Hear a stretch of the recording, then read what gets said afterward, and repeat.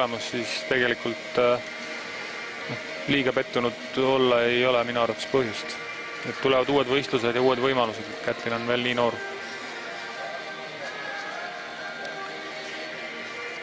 10 võistlejate kolmas jooks.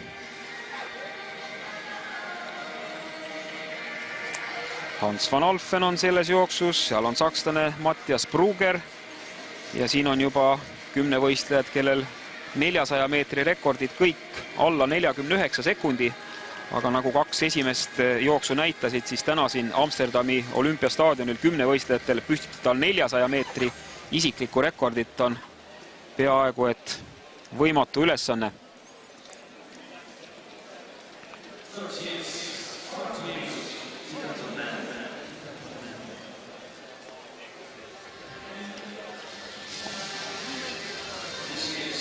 Belgia 10 võistlejatest praegu siis parimal positsioonil on Thomas van der Platsen, ka tema on selles jooksus 7. rajal. Ja koondise kaaslastest kogenum ja teenekam Hans van Alphen jookseb 5. rajal.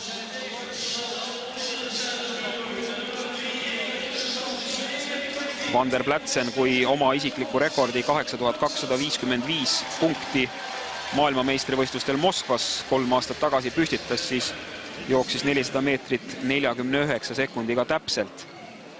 Ja Thomas van der Platsen on praegu vähemalt 4 ala järel küll veel oma isikliku rekordi graafikus, nii et miks mitte lugeda teda ka veel medali pretendentide hulka koos Aleksei Kasjanovi, Mihhail Tudasse ja võib-olla veel paari 30 võistlejaga.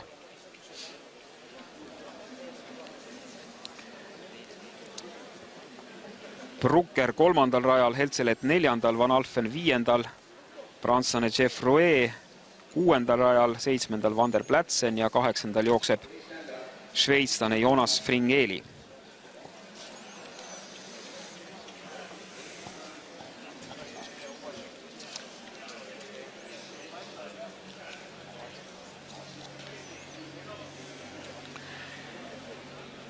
Ja nüüd selle stardi eel tekkis taas väike tõrge, nii et 10 võistlejatel see päev on ka selles mõttes läinud siin üle kivide ja kändude, et peale 100 meetri jooksu kõik alad on oluliselt edasi nihkunud ja tundub, et tänu sellele viivitusele siin 400 meetri jooksus jääb meil vähemalt otseülekandes täna ka viimane 10 võistlejate 400 meetri jooks nägemata, sest õige pea on kell saamas 9 ja Aktuaalne kaamera sel ajal algab. Nii et vaatame ära selle 3. jooksu ja jääme siis ootama, mida 10 võistlejad teisel päeval pakuvad, mida meie mehed suudavad ja milliseks see medaliheitlus siis lõpuks kujuneb. Teine katse, loodame, et nüüd kõik klapib.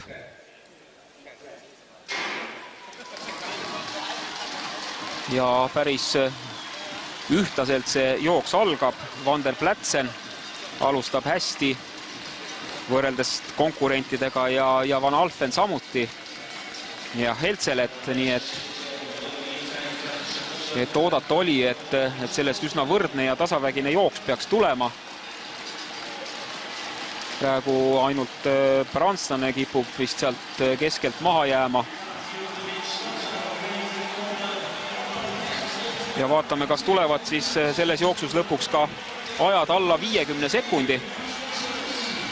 Brugger ja välisrajalt Fringeli on võitlemas praegu selle jooksu võidu eest ja tundub, et kas peab Brugger lõpuni vastu. Jah, sakslane selle jooksu võidab ja saab aja napilt alla 50 sekundi, ilmselt ka Fringeli, nii et alates 3. kohast lähevad ka selles jooksus kindlasti ajad üle 50. Brugger 49-76, Fringeli 49-95, Geoffroy 50-34, Heltselet 50-36 ja kohe tulevad ka belglaste ajad. Hans van Alphen. Enne tuleb veel Thomas van der Platseni aeg 50-50 ja kohe saame ka Hans van Alfeni aja teada, see on vaid 51.42.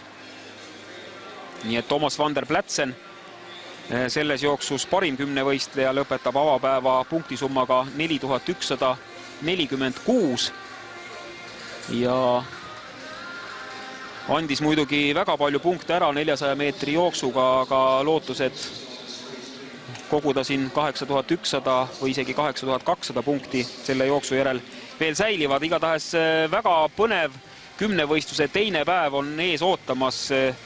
Mitte võib-olla just väga kõrgetasemeline see võistlus pole, aga seda põnevam on siin heitlus kohtadele esikolmikus 6 parema hulgas, 8 parema hulgas ja näis, kui kõrgele lõpuks suudavad siis tõusta ka meie kümnevõistlejad. Aga jah, sellega me tänase ülekande siit Amsterdami olümpiastaadionilt lõpetame ja kutsume teid uuesti telerite ette homme hommikul kell 10.25, kui kümnevõistlejad alustavad teist päeva. Ilusat õhtut!